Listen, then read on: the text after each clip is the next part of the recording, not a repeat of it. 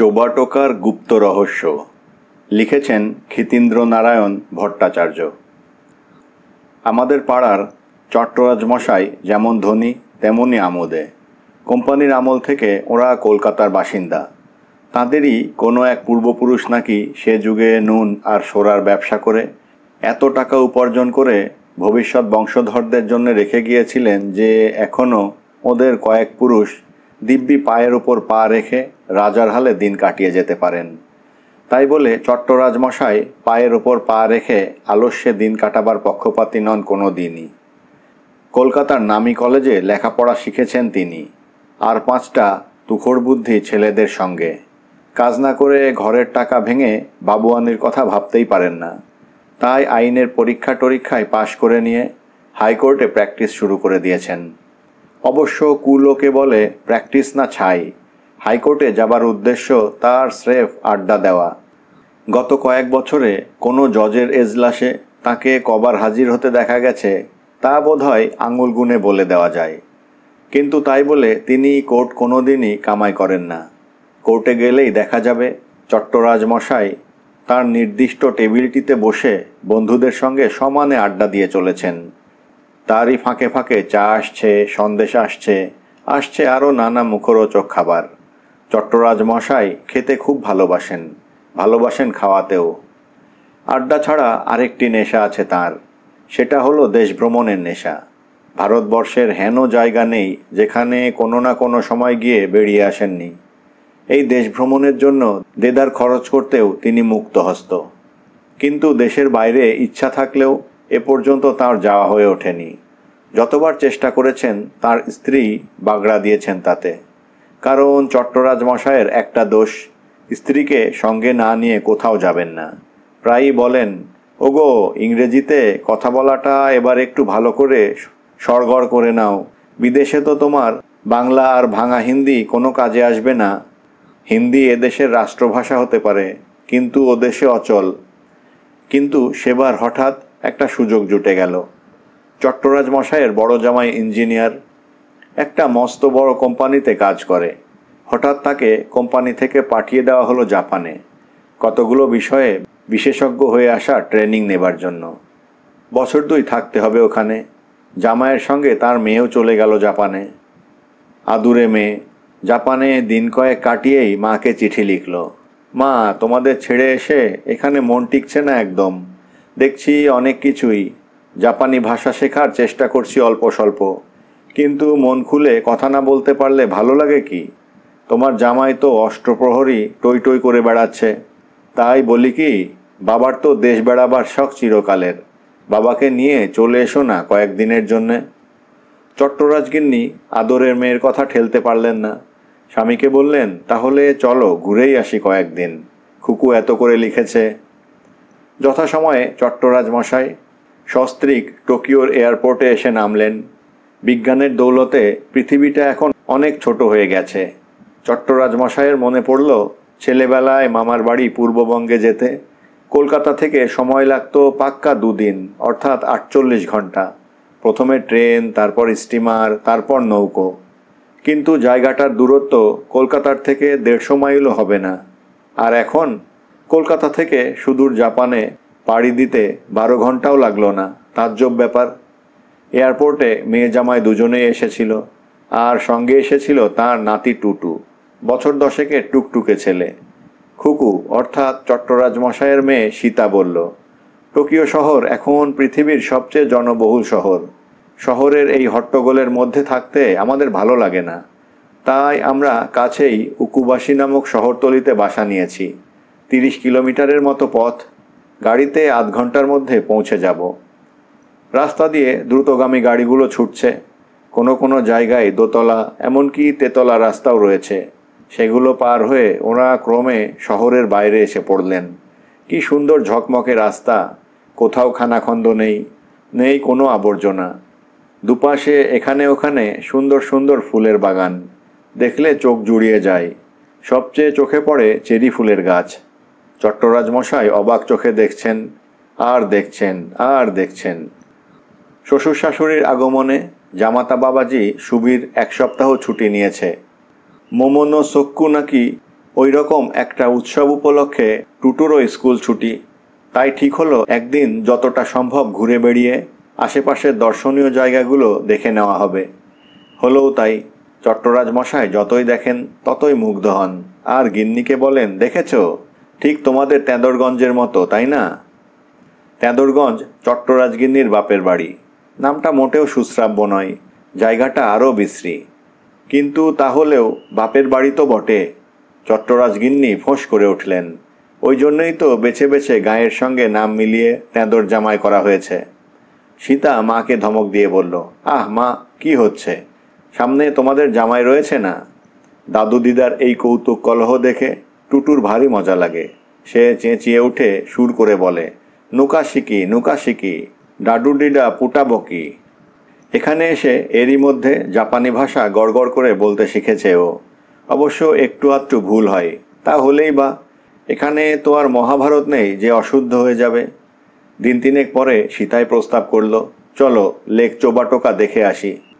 বাবাকে বলল, পাহাড়ের একেবারে মাথার ওপর চূড়ার কাছে মস্ত হ্রদ, কাকচক্ষুর মতো জল টলটল করছে, আর চারদিকে সে কি অপরূপ দৃশ্য, একবার দেখলে কোনোদিনও ভুলতে পারবে না।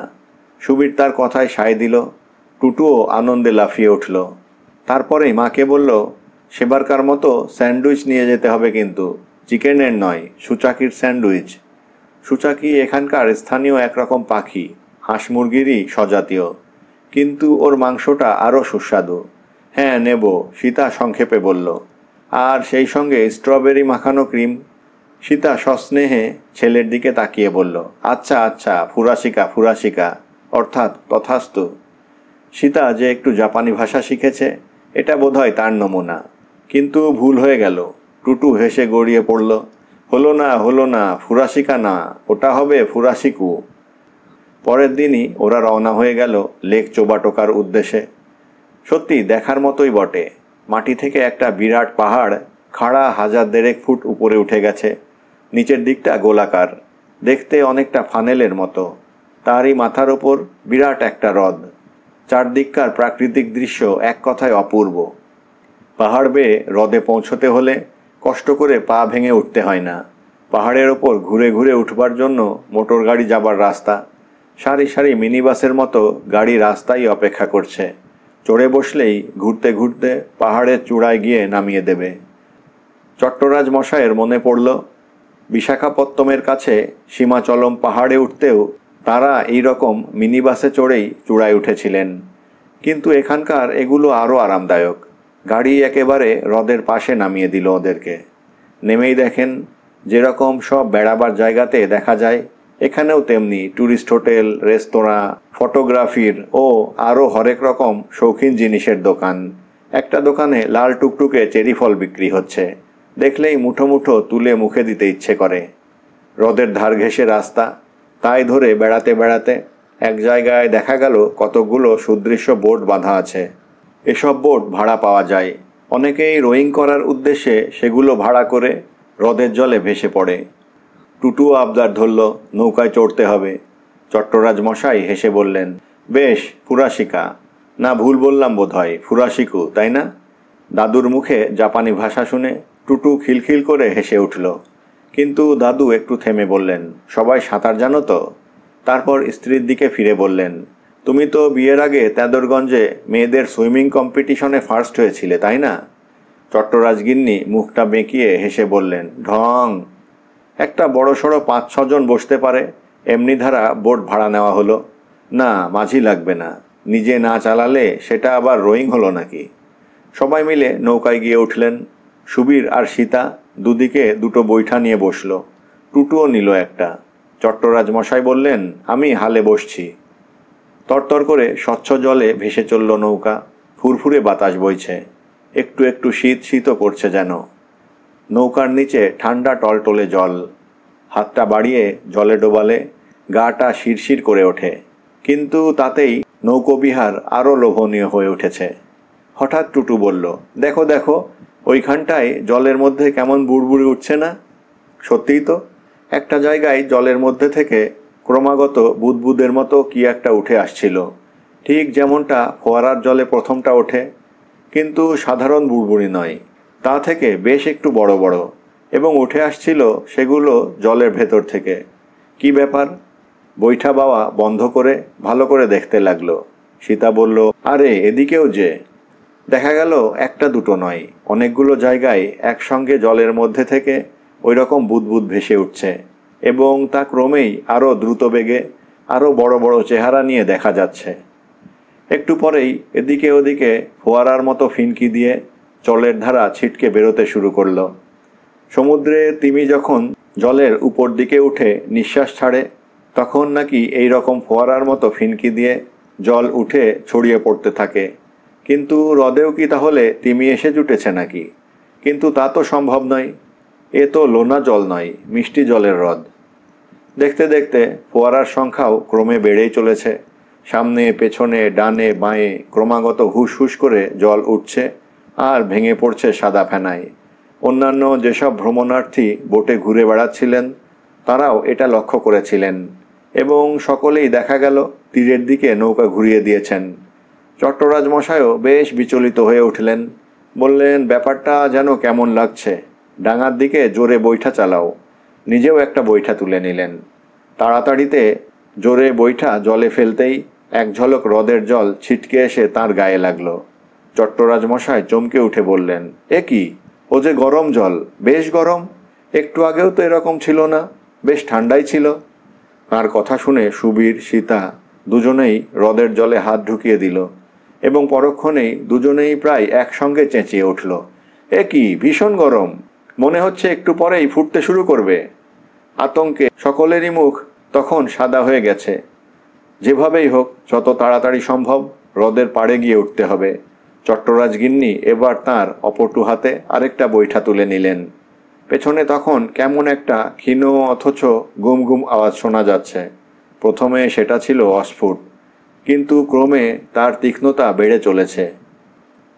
সহসা টুটু চেঁচিয়ে উঠল, বাবা, দাদু, ওই দেখো। সকলেই টুটুর কথা শুনে মুখ ফেরালেন। হ্রদের ওপর থেকে ঘন বাষ্পের মতো কি যেন উপরে উঠে আসছে, এদিকে ওদিকে সব দিকেই। প্রথমে সেটা ছিল সাদা কুয়াশার মতো, কিন্তু ক্রমে তার রং ঘন হয়ে এখন কালো ধোঁয়ার মতো হয়ে উঠেছে, ঠিক যেন কয়লা চালানো রেল ইঞ্জিনের ধোঁয়া। চট্টরাজ গিন্নি অনভ্যস্ত হাতে বৈঠা টানতে টানতে বলে উঠলেন, একটা গন্ধও টের পাচ্ছি যেন। গন্ধক পোড়ালে যেমনটা হয় অনেকটা তেমনই, দেখো শুকে। ভয়ে তখন কারোর মুখ দিয়ে কথা বেরোচ্ছে না। এ কি বিপদ হলো প্রমোদ ভ্রমণে এসে? শেষ পর্যন্ত ডাঙায় পৌঁছানো যাবে তো? যাওয়া সত্যিই কঠিন। হ্রদের জলও এখন ছলাৎ ছলাৎ করে নাচতে শুরু করে দিয়েছে। কে বলবে শান্ত হ্রদ? ও যে সমুদ্রের মতোই বড় বড় ঢেউ। নৌকা একবার ঢেউয়ের মাথায় গিয়ে উঠছে, পরক্ষণেই নেমে আসছে নিচে। চট্টরাজ গিন্নি বৈঠা ফেলে দিয়ে দুর্গাস্তোত্র শুরু করে দিলেন। সীতা একালকার কলেজে পড়া মেয়ে, ওসব মন্ত্র তার জানা নেই, কিন্তু বিপদকালে দুর্গা নাম করার কথা সেও ভোলেনি। প্রাণপণে বৈঠা টানছে আর মুখে দুর্গাকে ডাকছে। শুধু টুটু চোখ বুজে রয়েছে, মুখে কোনো কথা নেই তার। যাই হোক, চট্টরাজ গিন্নির আওড়ানো মন্ত্রের জোরেই হোক কিংবা কলেজে পড়া মেয়ের অস্বাভাবিক আন্তরিক ডাকেই হোক, মা দুর্গার মন হয়তো সামান্য একটু টলল। তিনি তো সর্বত্রই আছেন, জাপানের এই হ্রদের ধারেই বা থাকবেন না কেন? হয়তো তাঁরই সেই আশীর্বাদে ওরা একসময় ডাঙায় গিয়ে উঠলেন অক্ষত শরীরেই। সারি সারি মিনি বাস দাঁড়িয়ে, একটা একটা করে নৌকো এসে তীরে ভিড়ছে, আর বাসগুলো তাদের তুলে নিয়ে দ্রুত বেগে নিচে নেমে যাচ্ছে। ওরাও একটা মিনি বাস পেয়ে তাড়াতাড়ি তাতে উঠে বসলেন। ঝড়ের মতো বেগে মিনি বাস ঘুরে ঘুরে পাহাড় বেয়ে নিচে নেমে এলো। বাস থেকে ওরা একবার হ্রদের দিকে তাকালেন। সেখানে তখন ভীষণ অবস্থা। জলের ওপরে দাউ দাউ করে জ্বলছে আগুন। ওপর দিকে ছিটকে ছিটকে উঠছে কাদার চাপটি, পাথরের টুকরো, আরও কী সব। ধোঁয়ার কুণ্ডলি উঠে গেছে মেঘের রাজ্যে। সেদিকে তাকালে মাথা ঘুরে যায়। ততক্ষণে ওপরকার হোটেল, রেস্তোরাঁ আর অন্যান্য দোকানের লোকেরাও দলে দলে নিচে নেমে আসছে সব কিছুর মায়া ত্যাগ করে। যারা মিনি বাসে উঠতে পারেনি তারা দুরন্ত বেগে ছুটে ছুটেই নামছে। সেও এক ভয়াবহ দৃশ্য। যাই হোক, চট্টরাজ মশাই সবাইকে নিয়ে কোনো রকমে ফিরে এলেন উকুবাসীতে, সুবীরের কোয়ার্টারে। এরপর বেশ কিছুদিন কাটল। চোবাটোকার অদ্ভুত অভিজ্ঞতার পর আর নতুন করে বাইরে বেরোবার ভরসা হচ্ছিল না যেন। কিন্তু জাপানে তো এখনও কত কি দেখবার আছে। দেখা হয়নি কুমাকুরার বিখ্যাত বৌদ্ধমূর্তি, দেখা হয়নি ফুজিয়ামা, দেখা হয়নি কিয়েটো, নাগাসাকি ইত্যাদি আরও কত জায়গা। হ্যাঁ, দেখবেন সেদিনকার সেই রহস্য উদ্ঘাটিত হলে তবেই। চট্টরাজ মশাই না হয় গ্যাঁট হয়ে বসেই থাকবেন মেয়ে জামাইয়ের বাড়িতে, জলে পড়েননি তো আর। রহস্য কিন্তু কিছুদিন পরে সত্যিই উদ্ঘাটিত হলো। উদ্ঘাটন করলেন জাপানি বিজ্ঞানীরা, বিশেষ করে ওখানকার জিওলজিক্যাল সার্ভে অর্থাৎ ভূতাত্ত্বিক সংস্থার বিজ্ঞানীরা। চট্টরাজ মশাই চলে আসবার পর চোবাটোকা হ্রদে আর কি ঘটেছিল তা তাঁরা চাক্ষুষ দেখতে না পেলেও কাগজে পড়েছিলেন, ছবিও দেখেছিলেন তার। হ্রদের জল প্রথমে টকবক করে ফুটতে থাকে, তারপরে এক সময়ে ওই অত বড় হ্রদটার সমস্ত জল বাষ্প হয়ে উবে যায় আকাশে। আকাশে উঠে ভাসতে থাকে মাইলের পর মাইল পুরু মেঘের স্তরের মতো। সেই নিবিড় মেঘে সমস্ত জায়গাটা অন্ধকার হয়ে যাওয়ার কথা, কিন্তু তা হয়নি। কেননা ওই হ্রদের সমস্ত জল চলে যাওয়ার পরও সেখান থেকে বেরোতে থাকে ঝলকে ঝলকে আগুন। প্রায় 7 দিন ধরে চলে এই কাণ্ড। তারপর সেই আগুন স্তিমিত হতে হতে একসময় আবার ঠান্ডা হয়ে যায়। তারপর বিজ্ঞানীরা শুরু করেন তাদের কাজ। তারা পরীক্ষা করে দেখেন চোবাটোকা সাধারণ পাহাড় নয়, আসলে ওটা একটা বিরাতা আগ্নেয়গিরি। কোন আদ্যিকালে ওটা সজীব ছিল কেউ জানে না, কেননা পৃথিবীতে হয়তো তখন প্রাণেরই আবির্ভাব হয়নি। ওই অঞ্চলটি তো এখনও আগ্নেয়গিরি বেল্ট বলে পরিচিত। সে যুগে হয়তো ওরকম আরও ছিল। খোদ ফুজিয়ামাই তো এক সময় ছিল আগ্নেয়গিরি। যাই হোক, চোবাটোকার উদ্গীরণ ধীরে ধীরে কমতে থাকে। তারপর সে আগুন চিরকালের জন্য নিভে যায়। চাঁদের পাহাড়গুলোর মতো এও হয়ে দাঁড়ায় একটা মৃত আগ্নেয়গিরি। সেও কতকাল আগের কথা কে জানে। চোবাটোকা নিভে যায়, আর তার ওপরকার ক্রেটার অর্থাৎ জ্বালামুখটা একটা যোজন জোড়া গহ্বরের মতো পড়ে থাকে। তারপর তার মধ্যে জমতে থাকে বৃষ্টির জল। সেও কত লক্ষ বছর ধরে কে জানে। একটু একটু করে জমতে জমতে এক সময়ে গহ্বরটি কানায় কানায় করে ভর্তি করে ফেলে সেই জল। ওটি হয়ে দাঁড়ায় এক বিশাল স্বাদু জলের হ্রদ। লোকে তার নাম রাখে চোবাটোকা। কিন্তু চোবাটোকা হ্রদটি যে পাহাড়ের চূড়ায় দাঁড়িয়েছিল তা কি সত্যি নিভে গিয়েছিল? না, একেবারে নিভে যায়নি। ঘুমন্ত অবস্থায় পড়েছিল বলা চলে। 1-8 দিনের ঘুম নয়, লক্ষ লক্ষ বছরের ঘুম। কিন্তু পৃথিবীর ভেতরটা তো কোনো দিনই শান্ত নেই। দিনরাত কত কাণ্ডকারখানা চলছে সেখানে। ভূমিকম্পে ফেটে চৌচির হয়ে যাচ্ছে কত জায়গা। চোবাটোকা পাহাড়ের নিচেও যে এই রকম ভীষণ কাণ্ড চলছিল তা কে জানত? আর কতদিন আগে থেকে তাও তো জানা সম্ভব ছিল না। তারপর হঠাৎ যেন তার ঘুম ভাঙে। তার ভেতরকার আগুন নতুন উদ্যমে একটু একটু করে আবার বেরিয়ে আসবার পথ খুঁজে নেয়। তারপর সুযোগ বুঝে হঠাৎ একদিন শুরু হয়ে যায় তার অগ্নি উদ্গীরণ। আর এমনই মজা, ঠিক যেদিন সে আগুন হ্রদের জল ফুঁড়ে বাইরে বেরিয়ে এলো সেই দিনই কিনা চট্টরাজ মশাইরা গেলেন হ্রদে নৌকা বিহারে। অগ্নি উদ্গীরণের ফলে কি ঘটল সে কথা তো আগেই বলা হয়েছে। প্রলয়কাণ্ড ঘটিয়ে আশেপাশে সমস্ত অঞ্চল লণ্ডভণ্ড করে আবার তার আগুন নিভে গেছে। চোবাটোকা আবার ঘুমিয়ে পড়বে। কে জানে এটি তার শেষ ঘুম হয় কিনা, নাকি কুম্ভকর্ণের মতো আবার একদিন তার ঘুম ভাঙবে। বিজ্ঞানীরা নানা হিসেবপত্র করে মনে করছেন যদি কোনো দিন সে আবার জাগেও তাহলেও 2 লক্ষ বছরের আগে আর নয়। ততদিনে হয়তো বৃষ্টির জল জমে ওর জ্বালামুখের গহ্বরে তৈরি হবে আরেকটি হ্রদ। অবশ্য সেই দূর ভবিষ্যতে সেই হ্রদে নৌকো নিয়ে ভাসবার মতো কোনো মানুষ টিকে থাকবে কিনা কে জানে। ধন্যবাদ।